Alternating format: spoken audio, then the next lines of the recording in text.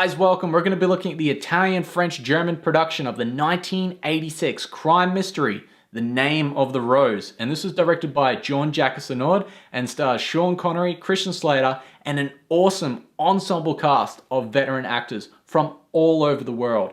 It's probably one of the best casted movies I've ever seen. And I read somewhere that the director actually scoured the globe for like 1 or 2 years looking for people with a certain look, and it really pays off in this film. And the way it's shot and the way it's lit, it's so gritty, it's so unpleasant that you wouldn't want to be in the 1300s when this movie is set. And it's really dark. It's sort of like a dark Sherlock Holmes movie set in the 1300s. So if that's up your alley, it's definitely one to check out. And it was released in 1986, as I said, so it's the 30th anniversary this year. So I thought, why not review this gem and remind you why it's so good? So here we go. The Name of the Rose takes us back to the year 1327, where two Franciscan monks, Friar William of Baskerville, played by Sean Connery, and his apprentice, Adso, played by Christian Slater, have journeyed to a remote medieval Benedictine Abbey in the north of Italy to attend a debate among Benedictines, Franciscans, and papal delegates in the coming days.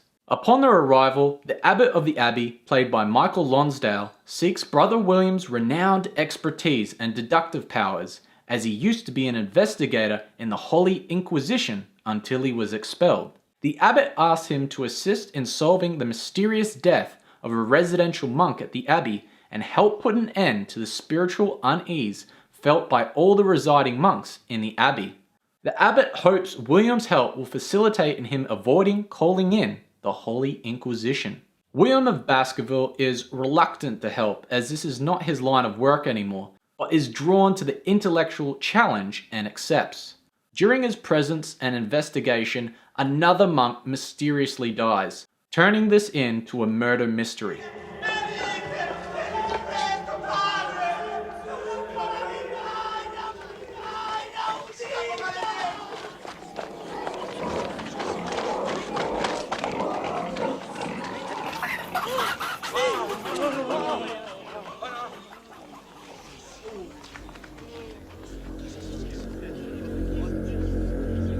This one, I grant you, did not commit suicide. As William and his apprentice Adso try to piece together the facts and clues of the crime, the abbot, under the pressure of his fellow monks, calls upon the Holy Inquisition, headed by the fanatic inquisitor Bernardo Gui, played by F. Murray Abraham. With Bernardo Gui on the scene, an assortment of people are quickly captured and sentenced for unholy crimes.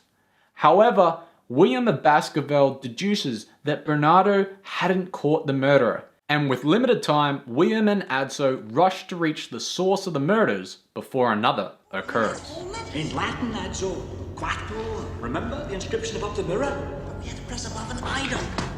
Not eidolon as in Latin, but eidolon as in the Greek, meaning image or reflection. Our reflection. This way, master. No, this way, Adso. This is such a visually aesthetic movie in the sense that, yeah, it takes you back to the 1300s, like I said, but yeah, that's an era that you don't want to go to. It is unpleasant.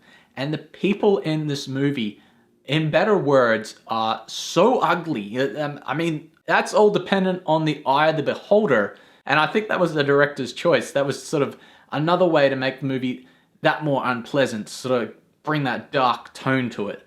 And yeah, like Ron Perlman's in this film, and I had to take a second glance because he's got all these prosthetics on his face and they really deformed him out. And I'm like, that's Ron Perlman.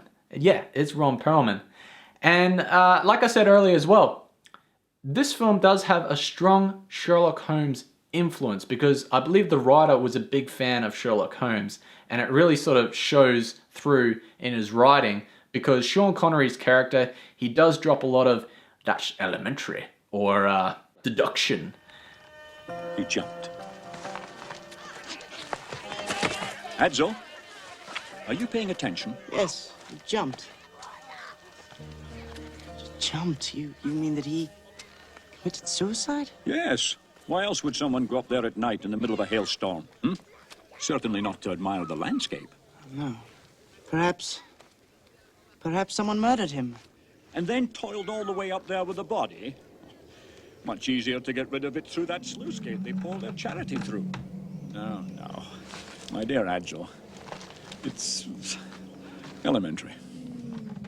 So there's a lot of that in the film, and yeah, it's a really good mystery film. It's a much darker Sherlock Holmes film if you want to look at it that way. And when we're talking about actors, Sean Connery, he does a great job in this film. It's probably one of my favorite Sean Connery movies, up there with like The Untouchables. And yeah, it's got a young Christian Slater in it before Heathers. He's good. And all the veteran actors. You've got Michael Lonsdale, who plays the Abbot of the Abbey. He's awesome. He also plays the bad guy in the 1979 James Bond Moonraker. And then you got F. Murray Abraham, who plays Bernardo Gui in this movie. And he's very unpleasant, and he does a good job of that in many other films, in particular Amadeus, where he won an Oscar, and then Scarface. And last but not least, I gotta mention the director, Jean-Jacques. This guy is such a unique director. He's got such a unique style. I mean, you just gotta look at his first film, Quest for Fire. It's such a unique film. It's about Neanderthals discovering fire, and whoever holds the fire holds the power. So there's all these other Neanderthal tribes fighting each other to get the fire, because then they'll hold the power.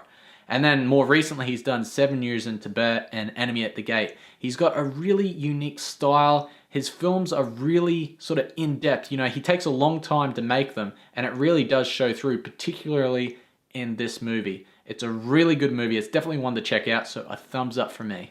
And guys, what do you think about this film if you've seen it?